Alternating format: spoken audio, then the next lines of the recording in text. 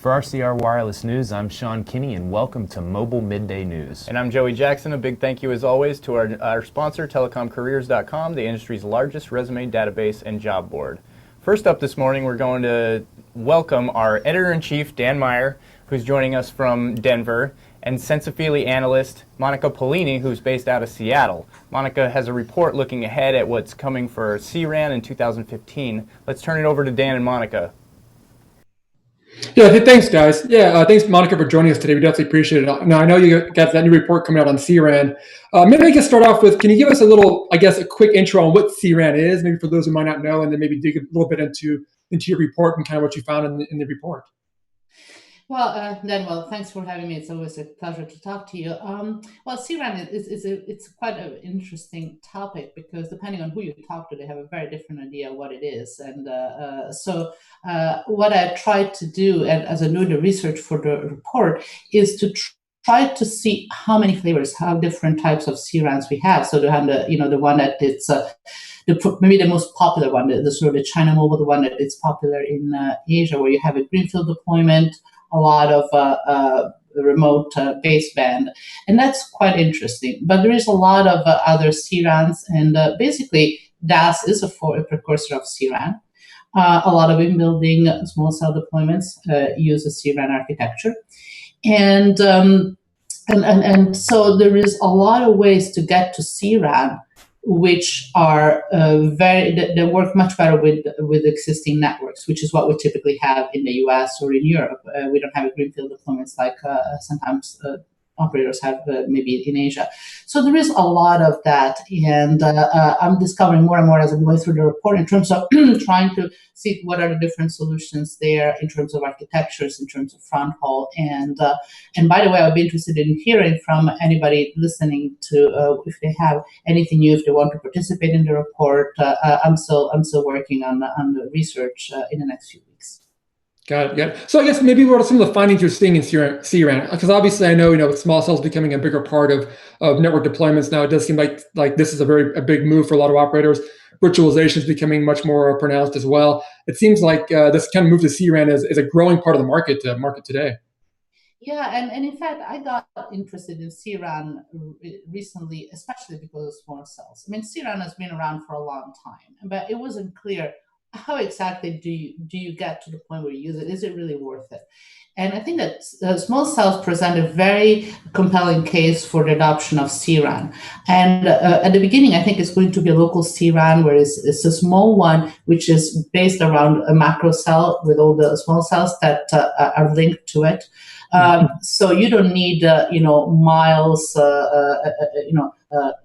full baseband of 40 miles away from the macro. It's just a local thing.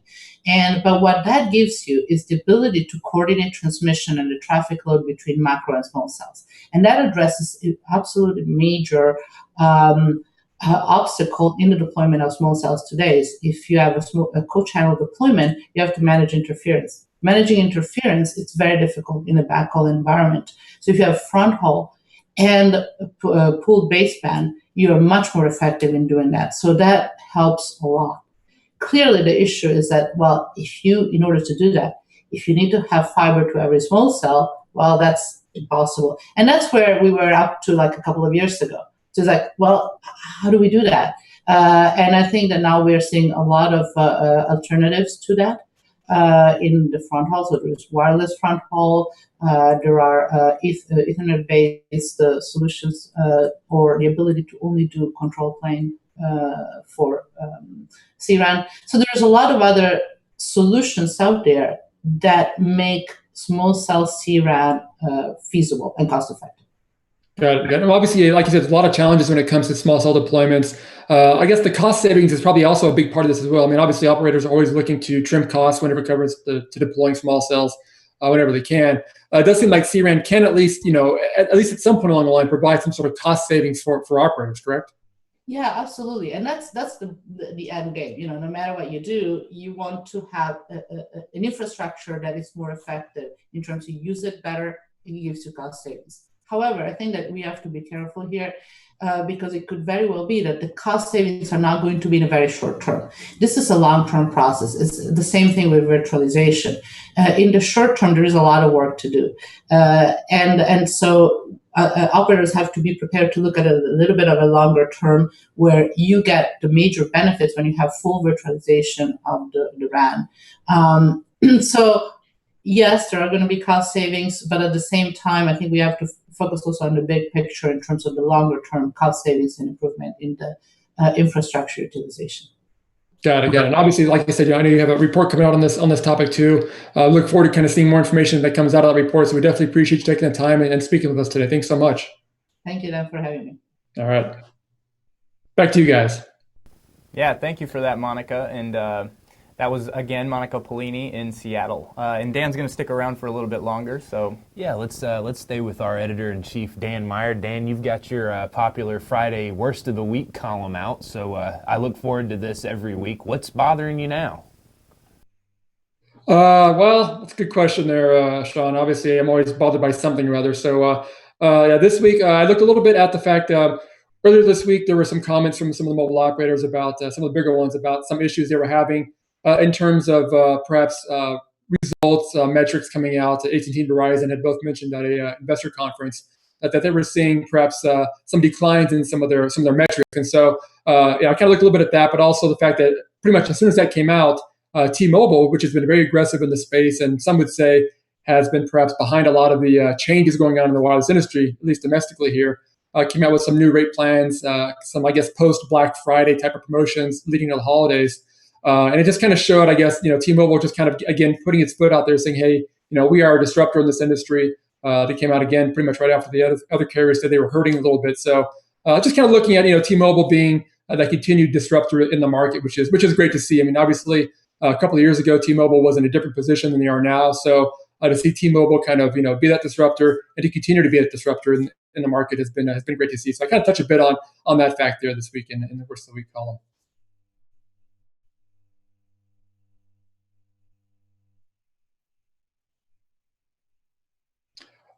Which was that again? Sorry.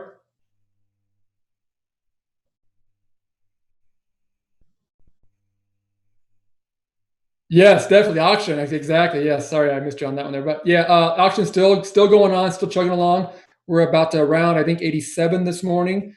We've surpassed $43.6 billion in total proceeds, which is still just astronomical. I mean, I think we've kind of gotten used to the fact that this auction has generated a lot of money. But if you take a step back and kind of realize how much money has really been generated by this auction, it's quite impressive. I mean, this was an auction that people were expecting perhaps at the most 20 billion, but even that was a high-end estimate. So now we're at 43.6.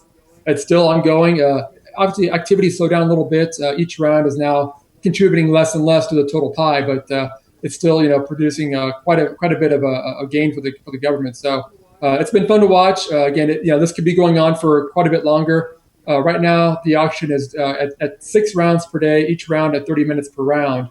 There's a good chance that for next week, the FCC might increase that amount per day of rounds. So we'll see if that happens, and that might, again, speed up the process a bit. But we are coming up to the holiday season, and so once that happens, there could be some days off. And so theoretically, this auction could go into early January, but we'll see how that plays out over the next week and a half. All right, very good. Well, we always appreciate you joining us, Dan, and you can check out Dan's FCC coverage as well as his Worst of the Week column and many other of his stories up on RCRWireless.com. So I know what I want for Christmas. I want some Spectrum. Yeah, Spectrum, yeah. That sounds like there's some big money going on there. So. No, I had an opportunity to interview another analyst, Craig Lekutis. He's a president of a website, wirelessestimator.com. That entire interview is going to be up on the RCR Wireless News website if you'd like to take a look at the whole thing. But let's hear a little bit from Craig Lekutis. I think the big takeaway then is that it's mostly, shortages have been mostly anecdotal conversations that people have had.